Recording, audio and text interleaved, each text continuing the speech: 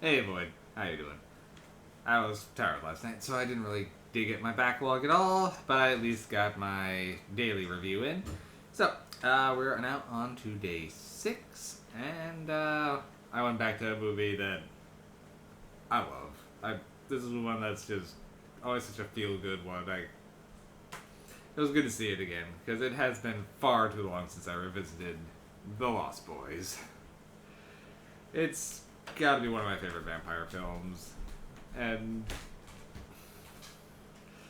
you can't get a more 80s movie, though. I do have a soft spot for a lot of 80s horror, and Lost Boys is definitely right there. Alright. Watched this with my partner for the first time since she's not seen this one, and of all the movies that I've been showing her recently, some hits, some misses.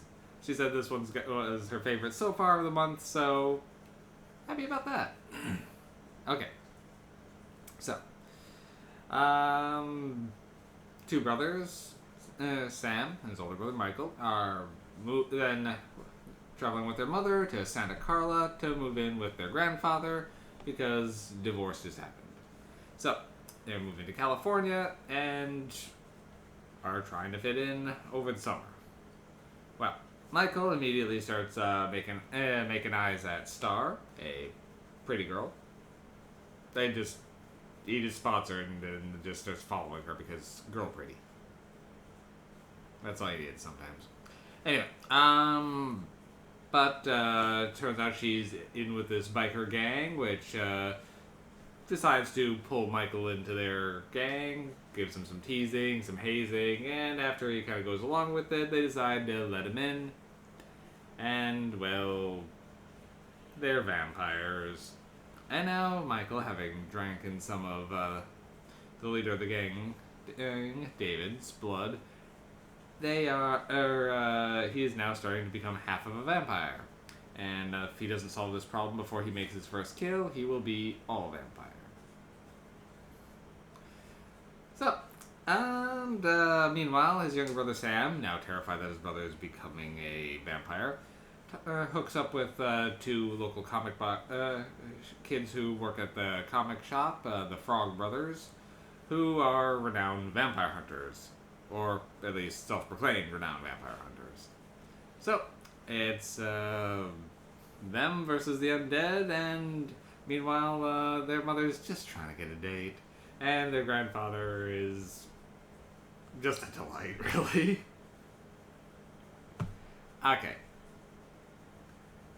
that's pretty much your initial setup here. So the characters are fun, and there's a lot of good names in this. Just from a very young Kiefer Sutherland, Diane Weiss, and then our two Corys, Corey Feldman and Corey Haim, are great. And even a small appearance by Alex Winter, so a lot of fun.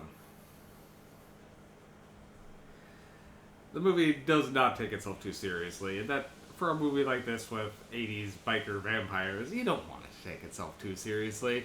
The movie's got a great sense of humor, and for me, I still crack up at some of the moments, particularly with involving Grandpa. And a lot of the lines are just delightful. The Frog Brothers are they're some of my favorite characters, just period. So, I've always been a big Lost Boys fan. I never actually got around to seeing any of the sequels, but with how long they came after, hesitant. But this one, what can I say? I just really enjoy the Lost Boys. But wow, is the fashion 80s as fuck. The acting is pretty entertaining. The characters are they they endear you quite well, but when they need to chew the scenery, they devour it. Particularly Kiefer Sutherland and the the head vampire. Once he is revealed and vamps out, he is over the top. And again, Grandpa.